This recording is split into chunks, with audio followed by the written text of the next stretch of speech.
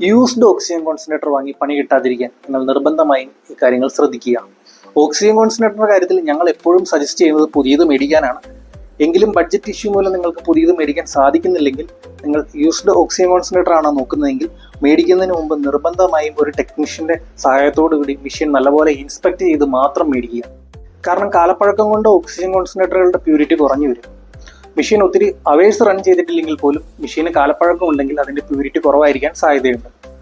അപ്പോൾ നല്ലൊരു ടെക്നീഷ്യന്റെ സഹായത്തോടെ ഓക്സിജൻ അനലൈസർ വെച്ച് മെഷീന്റെ പ്യൂരിറ്റി കണ്ടുപിടിക്കുക എന്നുള്ളതാണ് യൂസ്ഡ് ഓക്സിജൻ കോൺസെൻട്രേറ്റർ എടുക്കുന്നതിന് മുമ്പ് നിങ്ങൾ ആദ്യം ചെയ്യേണ്ട കാര്യം. ഓക്സിജൻ അനലൈസർ വെച്ച് നമ്മൾ ചെക്ക് ചെയ്ത് പ്യൂരിറ്റി ഉണ്ടെന്ന് ഉറപ്പുവരുത്തി കഴിഞ്ഞാൽ അതുപോലെ തന്നെ നമ്മൾ നോക്കേണ്ട ഒരു കാര്യമാണ് മെഷീൻ എത്ര അവേഴ്സ് റൺ ചെയ്തു എന്നുള്ളത്. സാധാരണയായി മാനുഫാക്ചേഴ്സ് 10,000 മുതൽ 15,000 മണിക്കൂർ വരെയാണ് കംപ്രസറിന് ഒരു ലൈഫ് പറയുന്നത്. അപ്പോൾ എത്ര മണിക്കൂർ മെഷീൻ റൺ ചെയ്തു എന്നുള്ളതും ജസ്റ്റ് നമ്മൾ നോക്കേണ്ട ഒരു കാര്യം തന്നെയാണ്. കൂടാതെ മെഷീൻ നമ്മൾ യൂസ്ഡ് മേടിച്ച് ഉപയോഗിക്കുമ്പോൾ അതിൻ്റെ ഫിൽറ്ററുകൾ മസ്റ്റായും ചേഞ്ച് ചെയ്ത് പുതിയത് ഫിൽറ്ററും കൂടി ചേഞ്ച് ചെയ്ത് ഉപയോഗിക്കാൻ ശ്രദ്ധിക്കുക.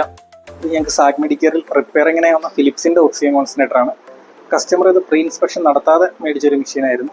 15,000 രൂപ കൊടുത്ത് മേടിച്ചതായിരുന്നു മെഷീൻ. അതിനുശേഷം ഉപയോഗിക്കുന്ന സമയത്താണ് റെഡ് ലൈറ്റ് വാണിംഗ് വരികയും അടുത്തുള്ള ടെക്നീഷ്യനെ വിളിച്ച് ചെക്ക് ചെയ്തപ്പോൾ ഇതിന് പ്യൂരിറ്റി റിലേറ്റഡ് ഇഷ്യൂസ് ഉണ്ടെന്നും കണ്ടെത്താനായിരുന്നു.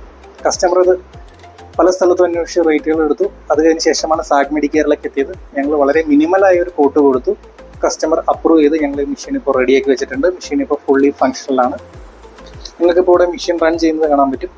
ഓക്സിജൻ മെഷീൻ്റെ പ്യൂരിറ്റി ചെക്ക് ചെയ്യുന്ന മെഷീനാണ് പ്യൂരിറ്റി അനലൈസർ.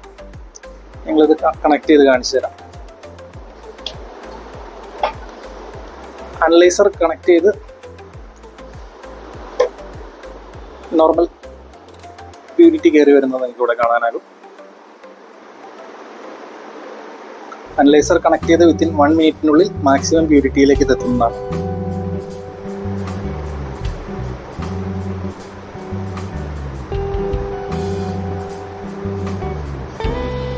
അപ്പോൾ ഈ കാണുന്നതാണ് ഞങ്ങൾ റീഫിൽ ചെയ്തതിന് ശേഷമുള്ള മെഷീൻ്റെ പ്യൂരിറ്റി.